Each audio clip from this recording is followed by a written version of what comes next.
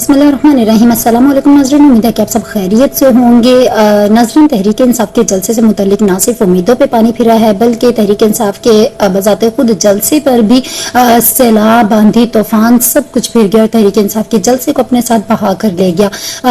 बड़ी उम्मीदें थी तहरीक इंसाफ के जलसे से मुतल्लिक इस बार हिस्ट्री ब्रेक जलसा होगा, और इस हवाले से ना सिर्फ कारकुन पुरजोश थे बल्कि जियाले भी पुरजोश थे, क्योंकि उनके बानी ने उनको खास तौर पर इस चीज की हदायत की थी कि जलसे में भरपूर शिरकत की जाए और इंसाफ के लिए, हक और सच के लिए बाहर निकला जाए, आवाज उठाई जाए। बानी पीटीआई की हदायत पर तो अमल दरामद हुआ, लेकिन हुकूमत ने इस हवाले से बिल्कुल भी साथ नहीं दिया।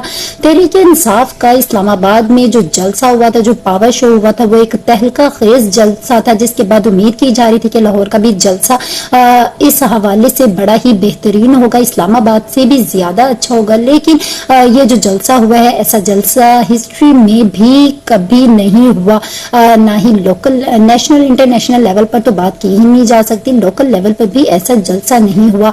लेकिन इस हवाले से बहुत ज्यादा अफसोस भी है हमारी हुकूमत पर, जिन्होंने ये साबित कर दिया कि वाकई ही एक इमरान खान, एक अली अमीन गंडापुर हमारे 21 वुज़रा पे कितना भारी है कि उनके लिए तहरीक इंसाफ का एक लाहौर में जलसा कराना कितना मुश्किल हो गया था। इस्लामाबाद में जो जलसा हुआ था उसमें बड़ी बड़ी बातें की गई थी, जिसके बाद मुस्लिम लीग नून इन खदशात में मुब्तला हो गई थी कि क्या वाकई ही अली अमीन गंडापुर की कही हुई बातें सच होती हैं या नहीं होती। और इस हवाले से करीबन वो 1 से 1.5 हफ्ते से वो इंतजार भी कर रहे थे, खासतौर पर इस बात का इंतजार कर रहे थे कि इमरान खान के रिहा होने में तकरीबन 1 से 2 दिन रह गए। और ये इस कॉल के मुताबिक जो अली अमीन गंडापुर ने कहा था कि 2 हफ्ते में बानी पीटीआई जेल से बाहर होंगे, और वो हुकूमत उनको बाहर नहीं करती है तो हम आईनी लिहाज से उनको बाहर कर लेंगे, और अगर फिर भी बाहर नहीं होते हैं तो फिर हम अपने तरीके से उनको बाहर कर लेंगे। और इस हवाले से तकरीबन 1 से 2 रोज रह गए। ये मामला तो एक तरफ, लेकिन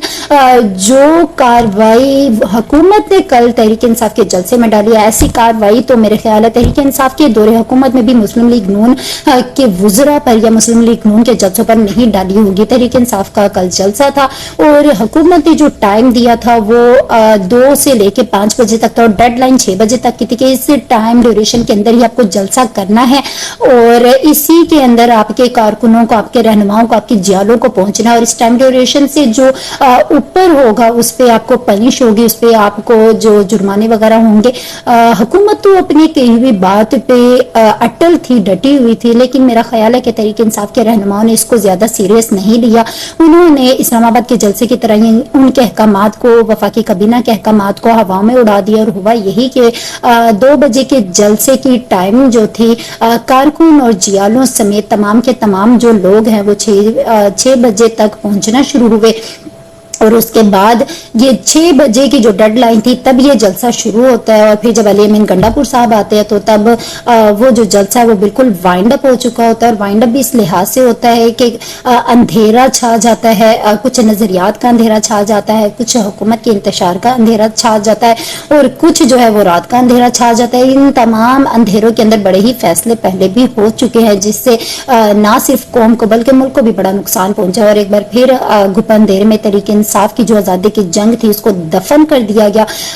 ये आजादी की जंग यहाँ पे दफन नहीं हुई है, क्योंकि याद रखें कि हर अंधेरे के बाद एक सुबह भी होती है, एक उजाला भी होता है। अगर रात आती है तो उसके बाद सुबह का सूरज एक नया पैगाम लेकर आता है, और उम्मीद है कि तहरीक इंसाफ पर ये जो रात का वक्त चल रहा है, ये अंधेरों का, तारीकियों का वक्त चल रहा है, ये एक नई सुबह लेकर लाजमी तुलू होगा।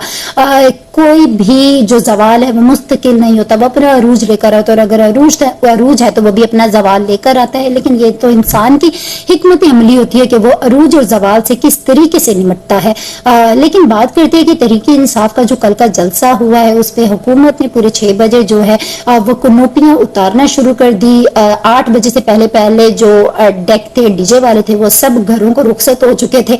स्टेज तक टूट चुका था, स्टेज को भी खत्म कर दिया गया गया था। पुलिस ने छापामार कार्रवाइयां की और बेशतर कारकुन जो थे, रहनुमा थे, उनको गिरफ्तार कर लिया।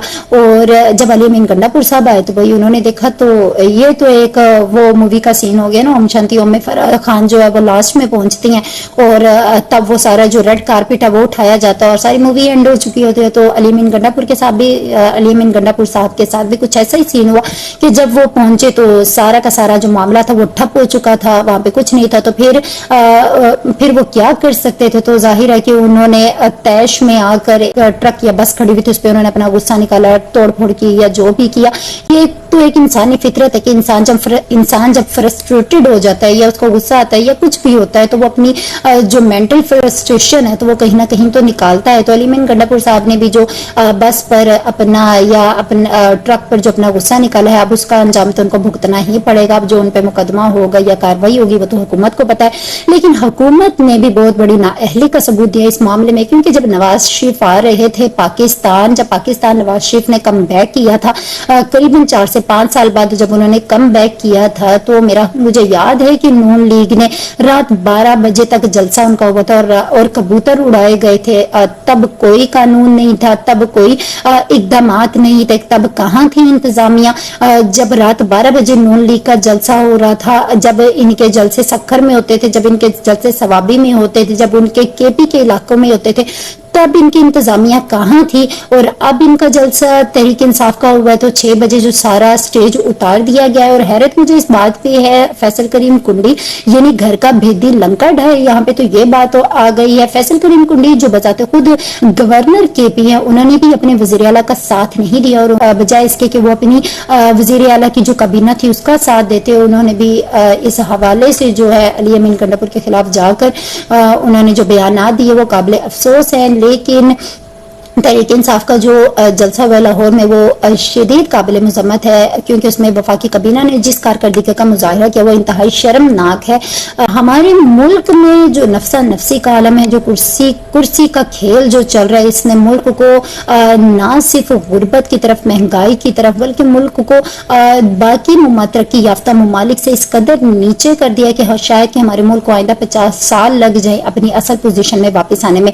वो पोजीशन जो जुल्फकार अली भुट्टो के दौर में थी, वो पोजीशन जो जियाउल हक के दौर में थी, अब वो पोजीशन 50 साल लगे उस पोजीशन को डेड होने में, तो इस पोजीशन को दोबारा रीबोर्न होने में भी 50 साल लग सकते हैं। और वो भी इस सूरत में कि जब हमारे ये मौजूदा रहनुमा जो है ये अपनी अगली मंजिल की जानिब रवा दवा हो जाए तो हो सकता है, लेकिन जो आगे जो लोग तैयार किए जा रहे हैं वो इनसे बड़े जो सियासी लीडर्स हैं वो तैयार किए जा रहे हैं और वो किसी हद तक तैयार भी हो चुके हैं।